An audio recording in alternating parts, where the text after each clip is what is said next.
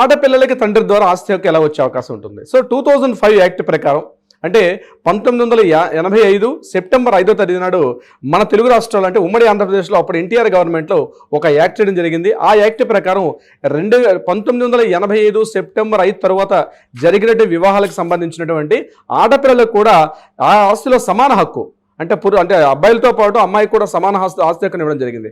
కానీ తర్వాత తమిళనాడు గవర్నమెంట్, ఆ తర్వాత కేరళ గవర్నమెంట్, అలాగే మహారాష్ట్ర, ఇవన్నీ ఏ రాష్ట్రానికి ఆ రాష్ట్రం ప్రత్యేకంగా హక్కు చట్టాలు చేసినప్పటికీ కూడా అంటే ఆడపిల్లలకు కూడా ఆస్తిలో సమాన వాటా కల్పిస్తూ కొన్ని చట్టాలు చేసినప్పటికీ 2005లో సెంట్రల్ గవర్నమెంట్ ఒక యాక్ట్ని తీసుకొచ్చారు. ఆ యాక్ట్ ప్రకారం ఏంటంటే దేశవ్యాప్తంగా ఉన్నటువంటి అన్ని రాష్ట్రాల నుండి స్త్రీ పురుషులందరూ కూడా ప్రతి ఒక్క మహిళకు కూడా కంపల్సరీ ఆస్తిలో సమాన ఆస్తి హక్కు ఉండేటట్టుగా అక్కడ మనకి యాక్ట్ చేయడం జరిగింది. సో ఈ యాక్ట్ ప్రకారం మళ్ళీ 2 రకాల కాంట్రాక్షన్స్ వచ్చాయి. ఒకటి ఏంటంటే 2005 తర్వాత ఉన్నటువంటి పెళ్లిళ్ళకి మాత్రమే వర్తిస్తుందా, లేకపోతే ఎప్పటి నుంచి స్టార్ట్ చేసుకోండి విషయం మీద.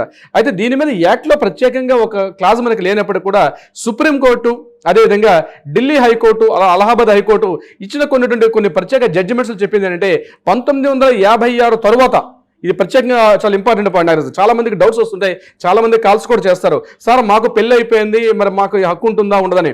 1956 తరువాత బాగా ఇంపార్టెంట్ 1956 తర్వాత జరిగే ప్రతి పెళ్లిళ్ళకి కూడా అమ్మాయి పెళ్లి అయిపోయి ఎక్కడికి వెళ్ళిపోయినా ఆమెకి 40 ఏళ్ళైనా 50 ఏళ్ళైనా బ్రతికి ఉన్న సందర్భంలో అటువంటి ఆడపిల్లలకు కూడా సమాన ఆస్తి హక్కును కల్పిస్తూ కూడా చట్టం చేయడం జరిగింది.